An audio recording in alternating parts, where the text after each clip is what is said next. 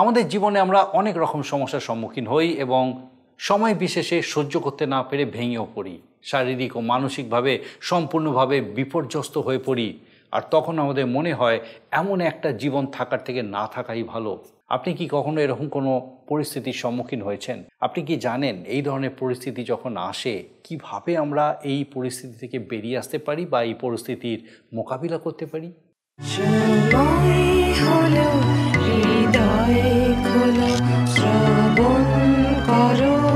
জীবন বাণী নম্র চিতে শ্রবণ করো, নম্র চিতে শ্রবণ করো খ্রিস্ট যিশুর জীবন খানি।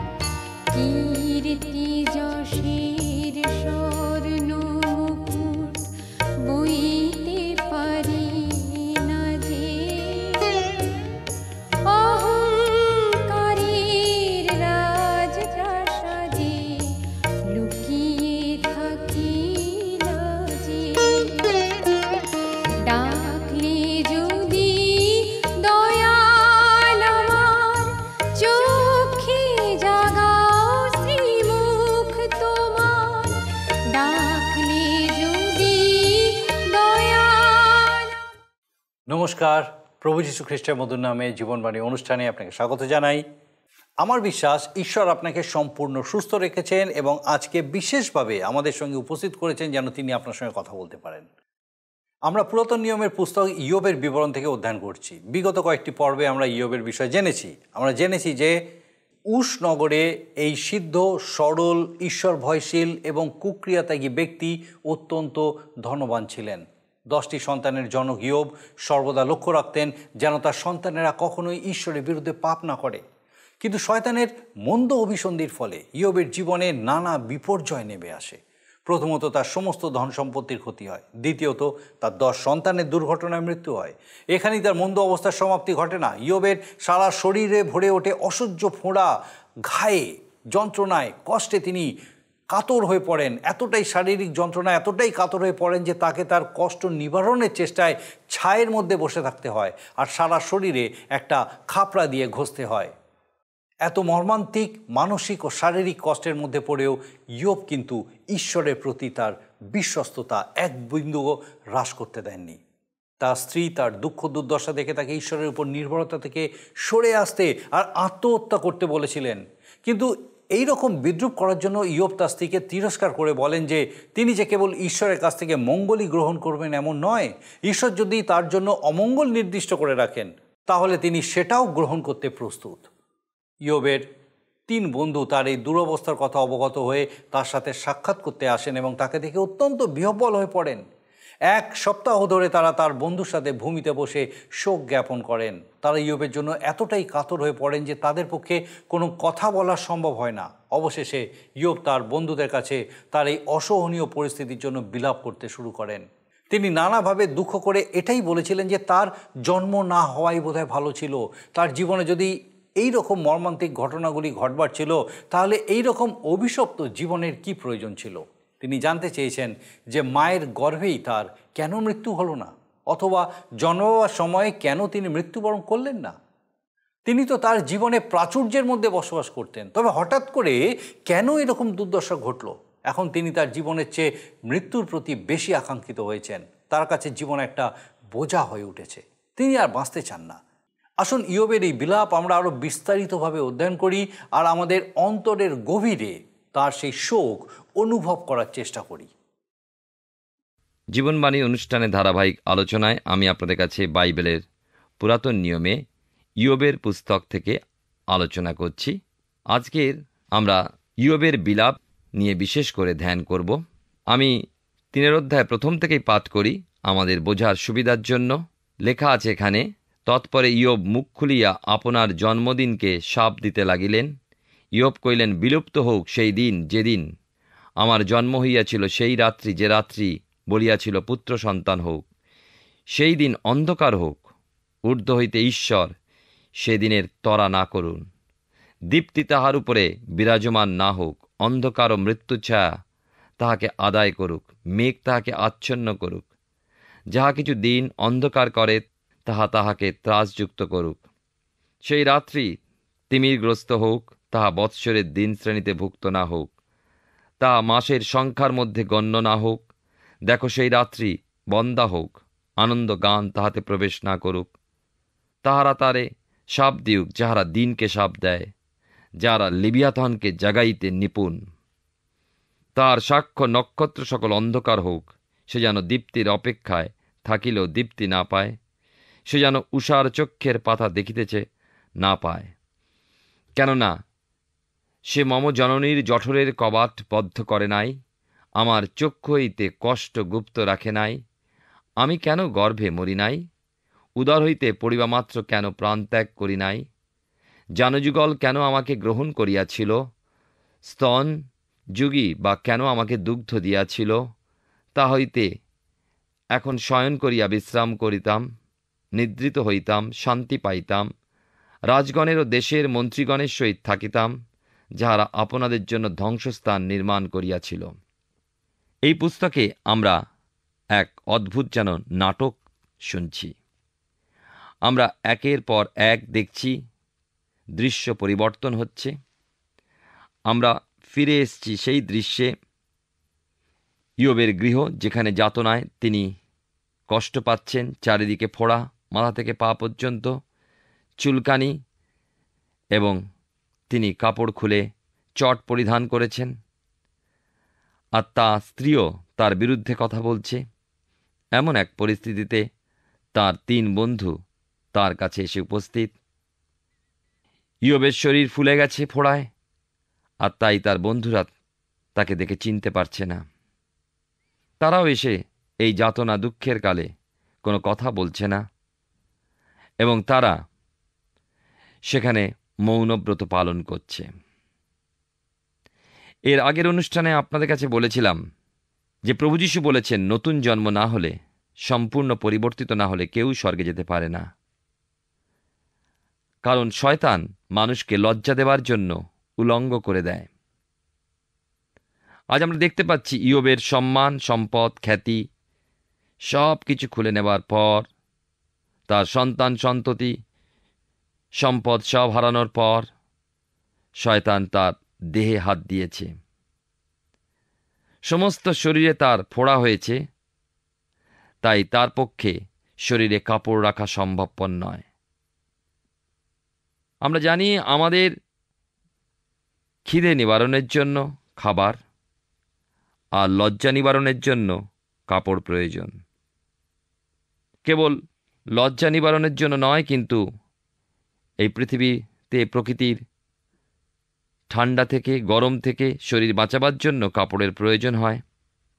কিন্তু আজ আমরা দেখি ঈশ্বর মানুষকে বুদ্ধি দিয়েছেন, কৌশল দিয়েছেন তা রক্ষা করার, আর শয়তান তা কেড়ে নিয়েছে। শয়তানের কাজ মানুষকে লজ্জা দেওয়া, উলঙ্গ করা। এদন উদ্যানে অবাধ্য হয়ে ঈশ্বরের তারা উলঙ্গতা উপলব্ধি করেছিল, আর ঈশ্বর তাদের উলঙ্গতা ঢেকে দিয়েছিলেন। এই পৃথিবীতে অন্যায় করার পর, অবিচার করার পর উলঙ্গতা অনুভব করে। আজকে পৃথিবীতে দেখি টেলিভিশন, খবরের কাগজ, এই সমস্তগুলি আরও আমাদের উলঙ্গতাকে প্রকাশ করে দিয়েছে। দ্বিতীয় বিষয়, আমরা দেখি যে ইয়োব নিজ প্রিয়জনদেরও হারিয়েছে। পাপ ঈশ্বর থেকে মানুষকে শুধু বিচ্ছিন্ন করে না, মানুষ থেকে মানুষকে বিচ্ছিন্ন করে। যদিও বা ইয়োব কোনো পাপ করেননি, কিন্তু শয়তান তার উপরে আঘাত হানছে। শয়তানি ধ্বংস করে দিল। আর প্রিয়জন হারানোর যে ব্যথা, সে ব্যথা তারাই বোঝে যারা তাদের প্রিয়জনদের হারিয়েছে। তৃতীয়ত, মানুষের জন্য সুস্বাস্থ্য, পূর্ণ ও সুস্থ দেহ একান্ত প্রয়োজন। অনেক ভক্তকে দেখেছি, সাধুকে দেখেছি শয্যাশায়ী অবস্থায় অসহায় হয়ে পড়ে আছে। কিন্তু আমি এটাও দেখেছি কিন্তু তাদের মনোবল এতটুকু নষ্ট হয়নি। বিছানায় শুয়ে তাদের সেই মুখের আনন্দ বিরাজিত। তারা ছটফট করেনি, মুখে গালাগালি দেয়নি, ধিক্কার দেয়নি। আরও দেখার, ঈশ্বর যখন আদমকে একা দেখলেন, তিনি বললেন মানুষের একা থাকা ঠিক নয়, আর আদমের জন্য এক জীবন সঙ্গিনী দিলেন। আদম তাকে দেখে বললেন, এবার হয়েছে। আর দেখুন, ইয়োবের স্ত্রী ইয়োবের সাথে একমত হতে পারলেন না। 2 অধ্যায় সে বিষয়ে আমরা দেখেছি। তিনি বললেন, ঈশ্বরকে ছাড়ো, প্রাণত্যাগ করো। চিন্তা করে দেখুন, আপনার সর্বাপেক্ষা প্রিয়জন বলছেন তুমি মরো।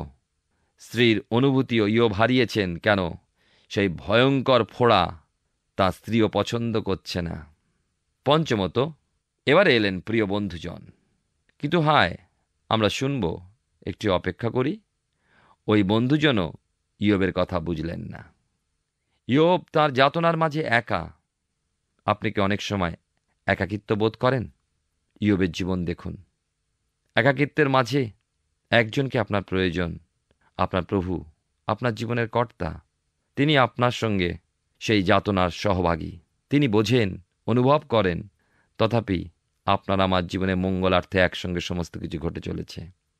ষষ্ঠত, এবার ইয়োবের দিকে তাকিয়ে দেখুন। নিঃসম্বল, বন্ধুহীন, প্রিয়জনহীন, ভগ্ন স্বাস্থ্য, অসুস্থ। তার প্রাণ এখন কি চাইবে? বর্তমান সমাজে দুষ্ট বন্ধুদের পাল্লায় পড়ে অতি সুন্দর যুবক যুবতী পিলের পরিবর্তে নিজ প্রাণটাকে মৃত্যুর দিকে ঠেলে দিচ্ছে। অথচ ঈশ্বরের কাছে মানুষের জীবন অতি মূল্যবান। প্রভু যীশু নিজ মুখে বলেছেন, একটা চড়াই পাখি অপেক্ষা তোমার জীবন অনেক মূল্যবান। তথাপি পিতার ইচ্ছে ছাড়া একটা চড়াই পাখি ভূমিতে পড়ে না। যীশুখ্রিস্ট আমাদের জন্য নিজ জীবন দিয়েছেন। সপ্তমত, ওই প্রচণ্ড যন্ত্রণায় ইয়োবের পক্ষে ঈশ্বরের বিচার বিষয় উপলব্ধি যেন ক্রমশ ক্ষয় পেতে লাগল এবং ইয়োব বিশ্ব নিন্দক হতে লাগল। অষ্টমত, ঈশ্বরের প্রেমের বিষয়েও ইয়োব ক্রমশ শিথিল হয়ে পড়ল। যে ইয়োব নিজ মুখে বললেন, সদাপ্রভু দিয়াছেন, সদাপ্রভু লইয়াছেন, তাহার নাম ধন্য হোক, সেই ইয়োব 6 অধ্যায় 4 পদে বলেছেন, কারণ সর্বশক্তিমানের বাণ সকল আমার ভিতরে প্রবিষ্ট, আমার আত্মা সে সকলের বিষ পান করিতেছে। তিনি আবার বলেছেন 9 অধ্যায় 33 পদে, আমাদের মধ্যে এমন কোনো মধ্যস্থ নাই, যিনি আমাদের উভয়ের উপরে হস্তার্পণ করিবেন। ইয়োবের প্রশ্নের উত্তর আমরা বাইবেলের নতুন নিয়মে পাই। তিনি হচ্ছেন সেই মধ্যস্থ ব্যক্তি, যিনি ঈশ্বরের হাত ও আমাদের হাত ধরিয়ে দেন। তিনি খ্রিস্ট যীশু। এই বিষয়গুলো জানা থাকলে ইয়োবের পুস্তকের বিষয়গুলো বুঝতে আমাদের সহজ হবে। আমরা 3 দফায় সর্বশুদ্ধ 16টা কথোপকথন পাব ইয়োব ও তার বন্ধুদের মধ্যে। আমরা শুনছি যে ইয়োবের চরম অবস্থার সংবাদ পেয়ে 3 বন্ধু ইয়োবকে সমবেদনা ও সান্ত্বনা দান করতে এসেছেন।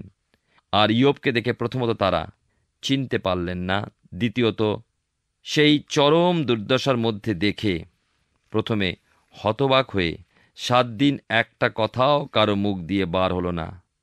7 দিন পর ইয়োব মুখ খুললেন, তার বক্তব্য তিনি গানের আকারে রাখলেন, যাকে বিলাপ গীত বলা হয়েছে।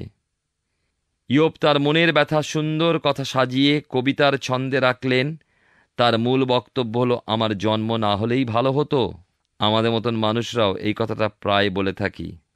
আবার বলে থাকি, আমার কি মরণ হয় না? কবে মরব? অনেকটা সেই রকম। ইয়োব আবার সেই কথা বললেন, আমার আকাঙ্ক্ষা, আমার ইচ্ছা এই যে আমার জন্ম না হলেই ভালো হতো। প্রিয় শ্রোতা বন্ধু, প্রিয় ভাই ও বোন, আপনি বলুন, আমার ইচ্ছাই কি আমার জন্ম হয়? জন্ম মৃত্যু সবই ঈশ্বরের হাত, তার ব্যবস্থা ও পরিকল্পনা। অনেকে বলবেন, না, পুরুষ আর স্ত্রীর মিলনে জন্ম হয়, সেখানে আবার ঈশ্বর কি করে এলেন? প্রশ্ন করি, যে স্বামী স্ত্রীর সন্তান নেই, সেই স্বামী স্ত্রীর মিলনে সন্তান কেন হয় না? আবার আমার জন্ম না হলে ভালো হতো, এই ইচ্ছা থাকলেও অস্বীকার করতে পারবো না যে আমার জন্ম হয়েছে। আবার মানুষ ইচ্ছা করলেই মরতে পারে না।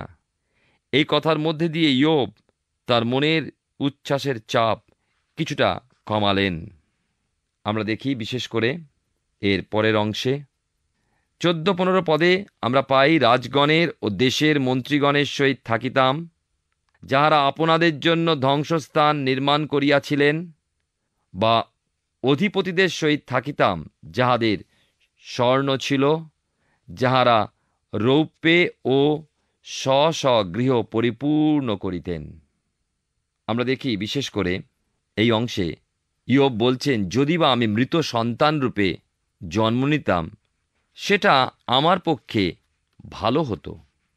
আর তা যদি না হতো, যদি জন্মের সাথে সাথে মারা যেতাম, সেটাও ভালো হতো। দুটো বিষয় দেখতে পাচ্ছি।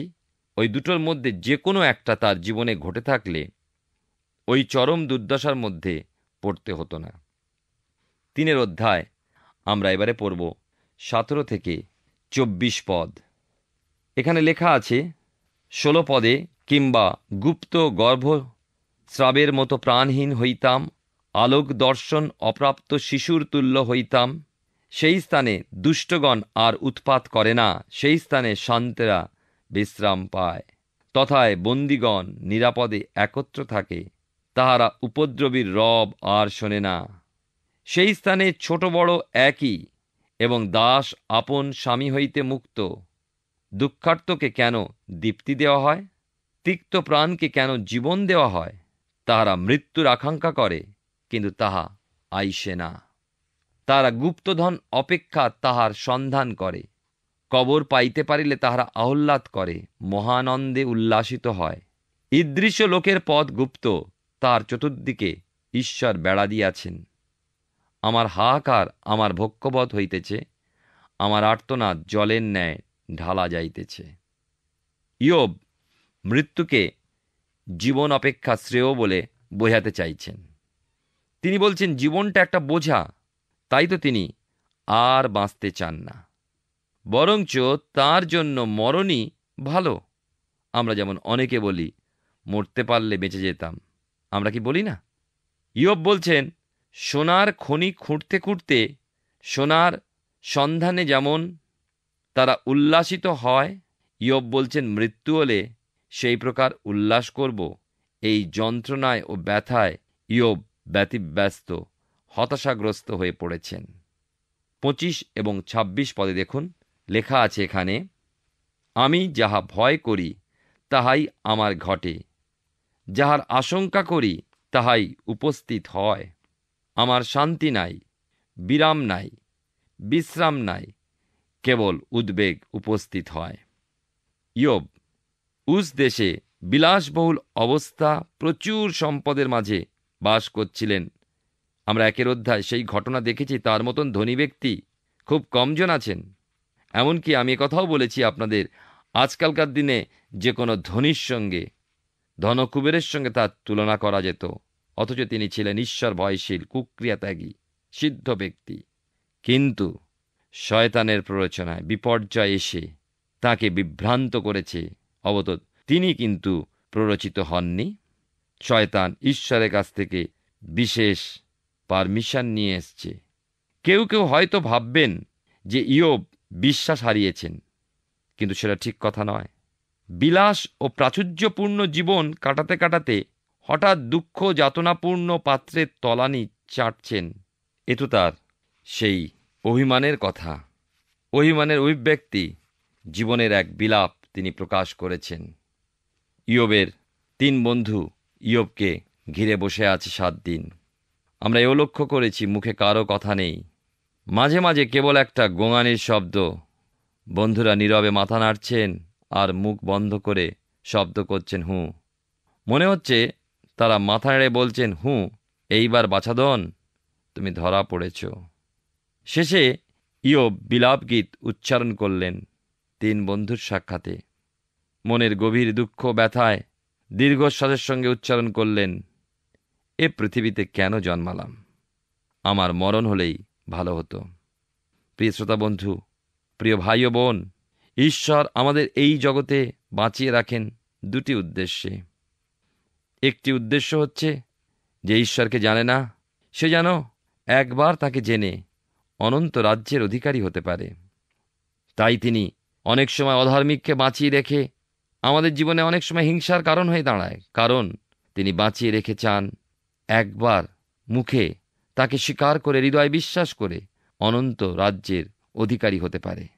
আরেকটি কারণে ঈশ্বর মানুষকে বাঁচিয়ে রাখেন, যেন তার মধ্যে দিয়ে ঈশ্বরের গৌরব হয়, অনেকে যেন তাঁর কথা সেই ব্যক্তির মধ্যে দিয়ে জানতে পারে।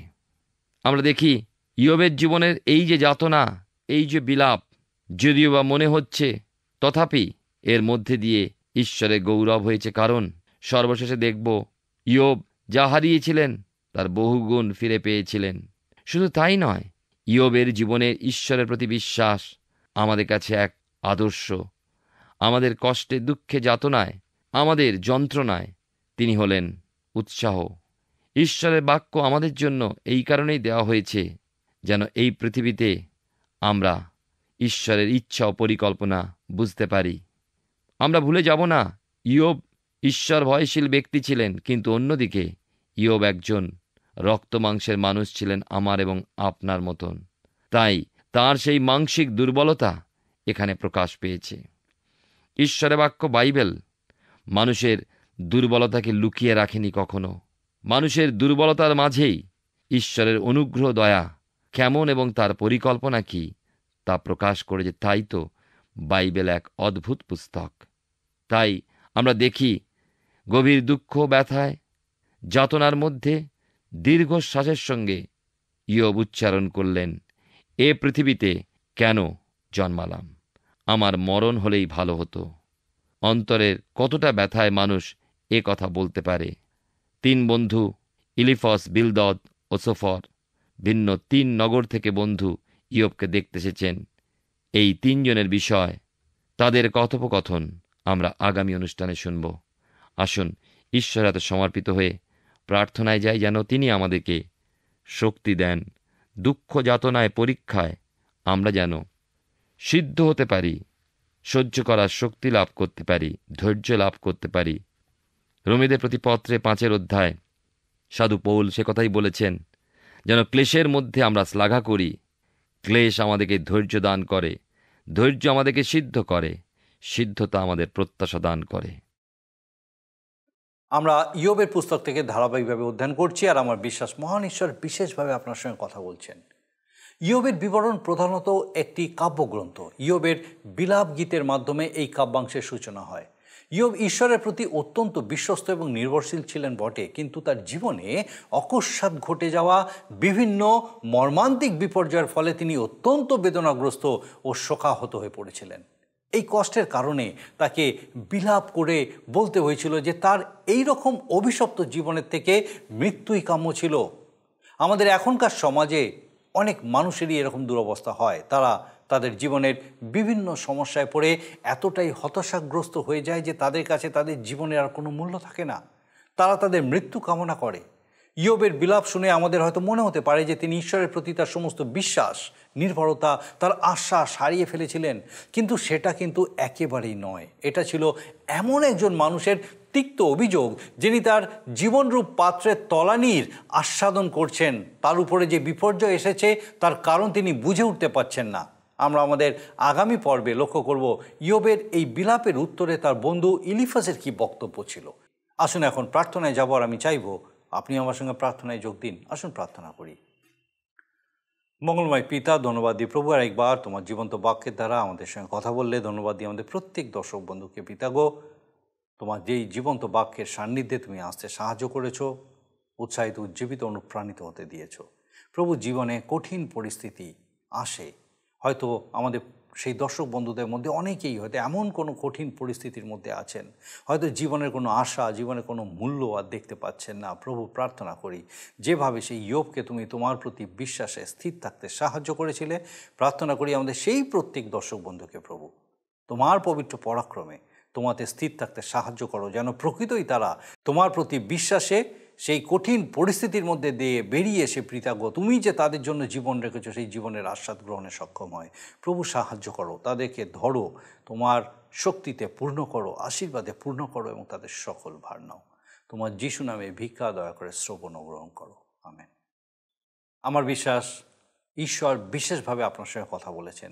একই সঙ্গে আমার বিশ্বাস আগামী দিনেও আমাদের এই জীবনবাণী অনুষ্ঠানে এইভাবেই আপনি উপস্থিত থাকবেন, যখন ঈশ্বর তার এই জীবন্ত বাক্য দ্বারা আরও গভীরভাবে আপনার সঙ্গে কথা বলবেন। ঈশ্বর আপনার মঙ্গল করুন। প্রিয় বন্ধু, আশা করি জীবনবাণী অনুষ্ঠানটি আপনার ভালো লেগেছে। আর যদি ভালো লেগে থাকে তাহলে অবশ্যই আমাদের একটি মিসড কল দিন। আপনার দেওয়া মিসড কলটি আমাদের কাছে অতি মূল্যবান।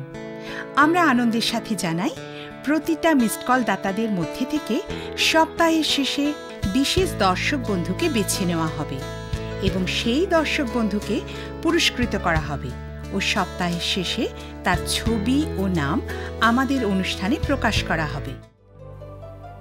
গত সপ্তাহের বিজয়ী দর্শক বন্ধুরা হলেন উত্তর 24 পরগনা থেকে অনিরুদ্ধ ভট্টাচার্য ও মিতা ভট্টাচার্য। আমাদের মিসড কল দেবার নম্বরটি হল 04449081 আপনি প্রার্থনা ও আরও অধিক জানতে আগ্রহী হলে আমাদের সঙ্গে অবশ্যই ফোনের মাধ্যমে যোগাযোগ করতে পারেন। আমাদের মোবাইল নাম্বার 9433497235 এবং আরেকটি হল 9433803755। আর আমাদের ঠিকানা টিভি স্ক্রিনে আপনারা দেখে নিন। ধন্যবাদ। ভালো থাকুন, সুস্থ থাকুন।